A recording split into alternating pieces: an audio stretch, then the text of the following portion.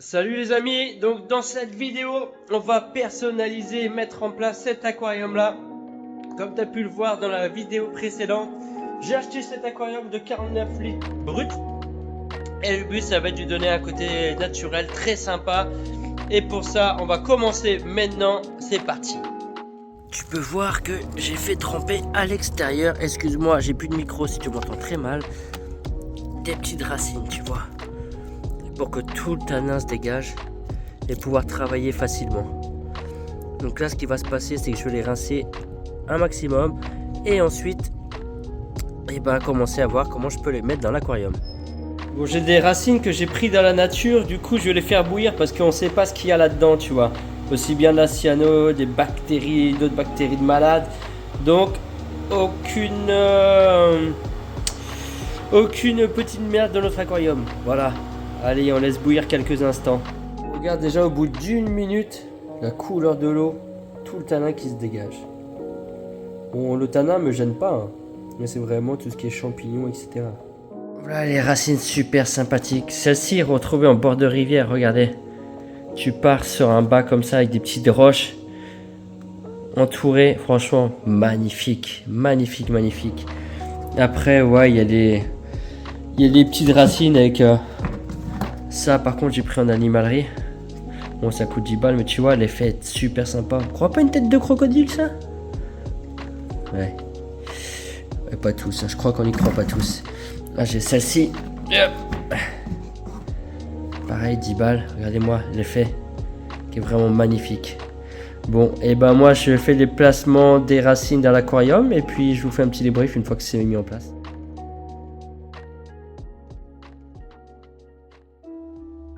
Alors les amis, le projet de cet aquarium, ça va être de faire un aquarium avec des plantes épiphytes, de la nubia, de la bucephalandra et j'en passe les plus belles. Le but, je veux quelque chose de simple, naturel et très épuré. On va faire en sorte de faire une harmonie centrale et que tout peut être libre d'accès pour poissons ou crevettes. Je ne sais pas du tout ce qu'on met dedans. Mais ce qui est sûr, c'est qu'on va passer avec du sol technique et des racines, etc. que je t'ai présenté juste avant. Donc là, au final, j'ai sélectionné les racines, j'ai sélectionné les pierres et j'ai sélectionné le sol technique. Donc, on passe à l'étape suivante. Pour le sol technique, j'ai pris ça de chez Oase. Donc, c'est la première fois que je prends cette gamme-là. J'ai voulu repartir sur un ton foncé. Je voulais plus d'Amazonia et de chez Ada et je ne voulais plus d'Akadama. Akadama parce que la couleur cuivrée ne me convient pas pour faire des beaux plans photos, etc. Donc écoute, on va tester celui-ci. Ça c'est disponible dans toutes les jardineries. Donc c'est pour ça qu'il y a un côté facile d'achat. Donc on va voir ce que ça donne. Voilà, après une petite sélection, ce que ça donne au niveau du bac. Donc avec le contre-jour, c'est vrai, c'est pas super. Peut-être pour toi difficile à voir, mais ce que tu peux voir ici, la racine là, c'est une racine que j'ai pris en rivière. Et tu peux voir un petit peu le côté très sympa, avec un petit retour juste en dessous, mais j'ai peur que celle-ci flotte. Donc du coup, c'est pour ça que j'ai calé des pierres ici et un petit peu derrière, tu vois. Et donc à côté, ça c'est la nouvelle racine pareil que je t'ai montré qui avait un petit peu des formes assez particulières. Et je l'ai attachée avec un liseré parce que sinon elle va flotter. Celle-ci du coup va tenir avec les pierres et celle-ci pareil va tenir par rapport à celle-là. Et les petits liserés là, on va pouvoir les cacher avec des petites plantes par-dessus. Et tu vois ici un petit retour de racine, un effet naturel très sympa et tu vois avec le petit sol technique comme il faut. Et on va venir habiller tout ça. Là, tu vois, dans ces deux récipients, c'est toutes les plantes qui me restaient et les échanges que j'ai fait dernièrement pour pouvoir repeupler mes bacs. Sans vouloir forcément en racheter, etc. Et en faisant des échanges. Donc, tu vois ici, petite Anubia. Très sympa. Très, très sympa. Là, il y a Anubia ici, mais j'ai l'impression... Ah non, c'est sur la prochaine. Là, j'ai l'impression qu'ici, tu vois, elle est un petit peu... Ouais. Corne de cerf ou je ne sais pas, il va falloir que je vois ça. Celle-ci, je ne sais pas du tout si c'est une forme de bucephalandra, mais ça me paraît bizarre à la forme des tiges et tout. Dites-moi dans les commentaires. En tout cas, on a de la bucephalandra, là c'est sûr ici, regardez-moi ça. Très sympa, très très sympa. Bref, Ici, regarde-moi ça. Sympa comme tout. Et ça, c'était ma petite récolte perso. Elle était super belle. Bah, elle est super belle, elle est toujours vivante. Et celle-ci, dis-toi, elle est restée presque 2 mois comme ça, hein, dans un petit bac, sans bouger. Et j'en ai plein en dessous, etc. Donc là, va falloir faire le nécessaire pour les raviver. Bon, bah écoute, moi je mets ça en place dans l'aquarium et puis je te fais un petit check lorsque c'est fait.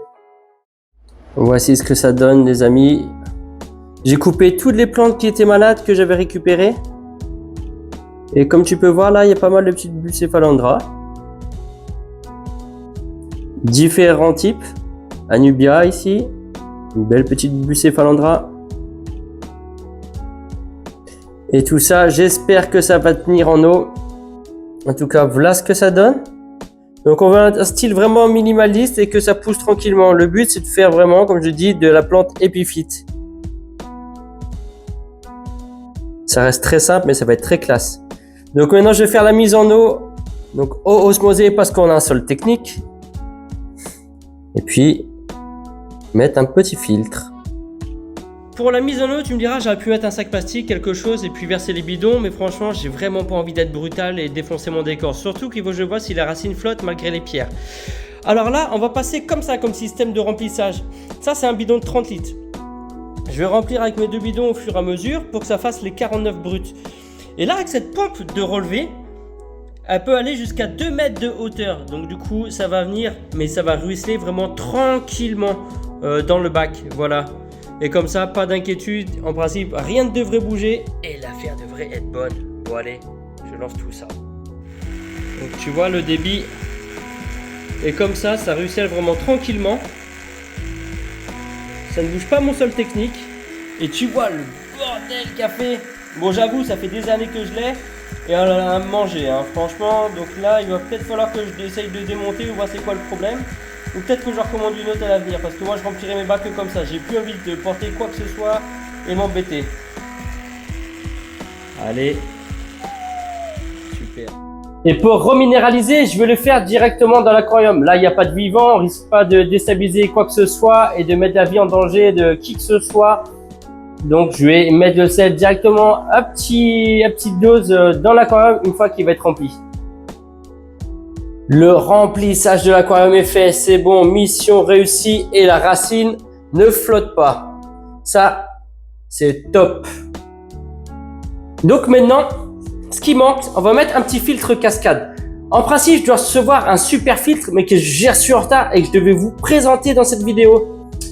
Et ben écoute, j'ai envie de te dire, on va mettre en place le petit filtre cascade et la prochaine fois, je te présente un filtre que tu n'as peut-être jamais vu sur des vidéos en France.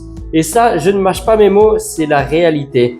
Et tu vois, ce filtre, j'ai vraiment hâte de le recevoir parce qu'il a des systèmes intégrés qui sont très intéressants. Donc, en attendant d'attendre à peu près 2-3 jours de recevoir un nouveau filtre, on va mettre un petit filtre cascade, histoire de. Le petit filtre Amtra, voilà, un tout petit filtre tranquille. Bon, pour l'instant, il fait pas de bruit, mais je suis pas trop fan à la longue de ce genre de système. Parce que tôt ou tard, ça commence à te faire un petit peu de bruit. Quand on fait un aquarium sympa avec des belles plantes, il ne faut surtout pas négliger ton éclairage. Tu sais, moi je fonctionne tout le temps avec des lampes WRGB et je me suis dit pour le nano, eh ben, je vais faire exactement la même chose. Et pour ça, si tu sais quelle marque j'utilise à chaque fois dans mes vidéos, je sais pas si c'est la bonne réponse. Ça commence par un C. Après, c'est un H. Là, je te laisse deviner 10 secondes. Ouais, c'est ça. C'est Chiros. Et pour ça, j'ai opté pour cette petite lampe Chiros. Regarde-moi ça, la petite beauté. La petite Chiros C2 en WRGB. Et ça, pour pas être du coup ébloui dans le salon, j'ai pris les petites shades. Tu sais, c'est les petites glissières que tu mets sur le côté comme ça de ta rampe. Et pour pas que ça vienne t'éclairer les yeux. Allez, on déballe. Bon, on va voir ça. Yop, yop. Ah, il faut déjà couper ici. Tac. Ah, protection maximum.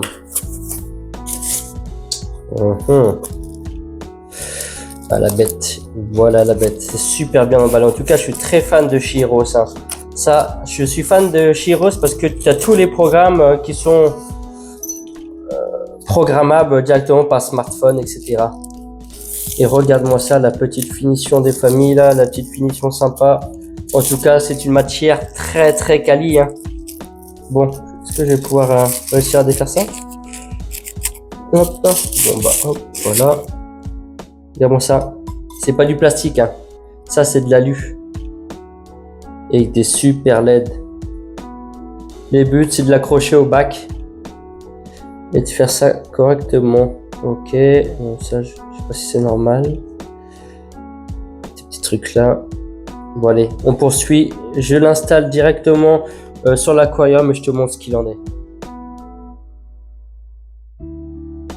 Au final, je trouvais ça bizarre que ça se présente comme ça. Et non, faut appuyer. Et au final, c'est parce que tu viens visser directement la tige alu dedans.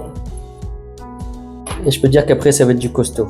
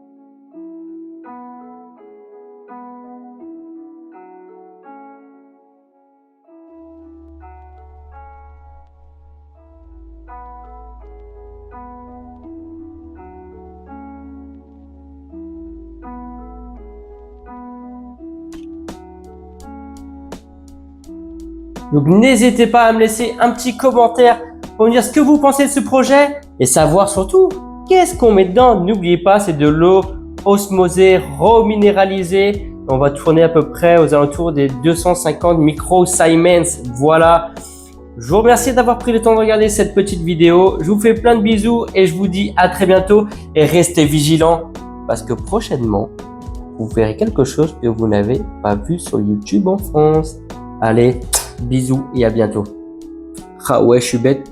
J'ai oublié de te montrer comment ça fait avec les petits réflecteurs. On appelle ça des shades. Regarde-moi ça. Comme ça, t'es pas ébloui, tu vois. T'es dans ton salon peinard et la lumière est concentrée comme il faut. Magnifique. Merci Chiros. Ouh. Ah oui, dernier petit mot. C'est quand même risqué de faire ce genre de bac parce que c'est que des plantes à pousse lente. Et ce qui fait que quand tu vas à un aquarium sans algues et qui soit bien équilibré, etc., il faut des plantes à pousse rapide et des plantes à pousse lente. Et là, j'ai que à pousse lente. Donc c'est risqué. Mais c'est pas grave, c'est le jeu. Bisous.